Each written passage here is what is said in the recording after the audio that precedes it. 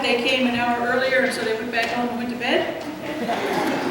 I hope not. I want to welcome you to worship this morning at Glendive United Methodist Church. It's always a pleasure to be upright and breathing on a Sunday morning and every morning, knowing that we are living in God's kingdom and His reign on earth is today, tomorrow, and will ever be. We have a number of announcements that I need to share with you. First of all, I ask that you keep Webo United Methodist Church in your prayers going forward. This morning I informed them that after discussions with the district superintendent and other temporal reasons, I'll only be going out there the first and third Sundays of the month. The standard for a quarter-time pastor in our conference is twice a month. So for a number of reasons, I'll be going out there the first and third, and of course doing Christmas, Advent, Easter as needed, whenever those come up, all the pastoral requirements. But in terms of Sunday worship, just two. This is a major change for them, and I ask that you keep them in your prayers as we go forward with that. This Tuesday, Reverend Dennis Shaw, who is our conference statistician, will be visiting Glendive. And I have to tell you, the only reason he's coming to Glendive is he knows me. Otherwise, we'd have to go to Miles City.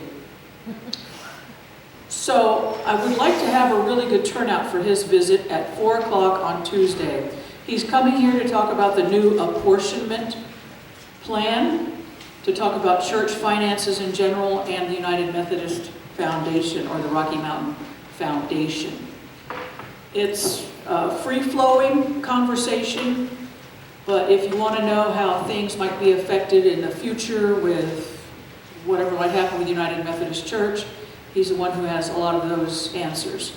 He actually is just retired. He lives in North Carolina, and the conference and the foundation have sent him out here to Montana this time for a visit. So this is part of where your apportionments go, is to have people from the conference come and visit us like the district superintendent does. So that's 4 o'clock on Tuesday. Appreciate everyone being there. I don't know, anything else happening this week we need to worry about? No?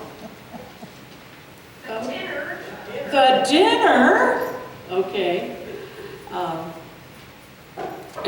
Does anybody have any tickets left in their pockets that they're not going to be using to eat with? Andrine has raised her hands, and I think that our forgers in the office are willing to print more tickets whenever we need more money. So that only works in church things, not normally. So do have that on, that's Wednesday, so that's Tuesday and Wednesday here. Wednesday we also have our Women in Faith that meets from 2 to 3. And Wednesdays from 12 to 1 is our assemblies for social holiness, 12 to 1, anytime that it's not snowing, regardless of the temperature. And I was proud as any pastor could be that there were 4 people out there this Wednesday when I couldn't be there because I was between doctor's appointments, and y'all came out and assembled for peace in God's world. It just made me so proud of you.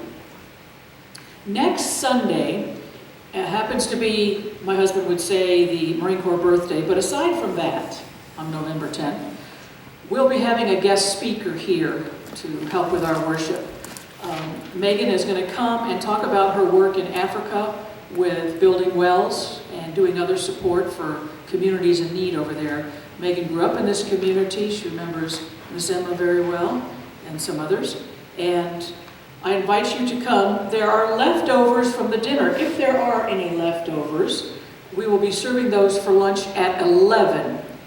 I please ask you to come prepared to begin worship at 11 to honor our guests' time.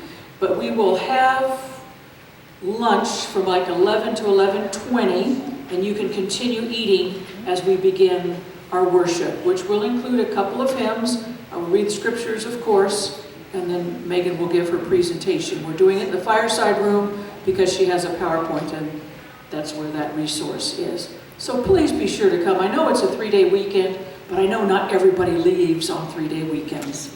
So come and let's celebrate this work that her group is doing. Also starting next week, until the children have their children's program, after the acolytes have lit the candles, bringing Christ in, all the children will immediately go down to the Sunday school class so that Marlene can work with them on their program, which will be December 8th.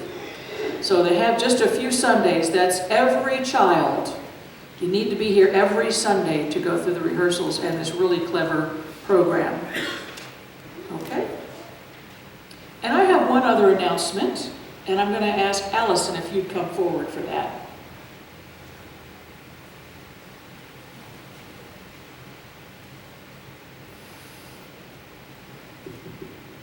I'm going to have you come over here.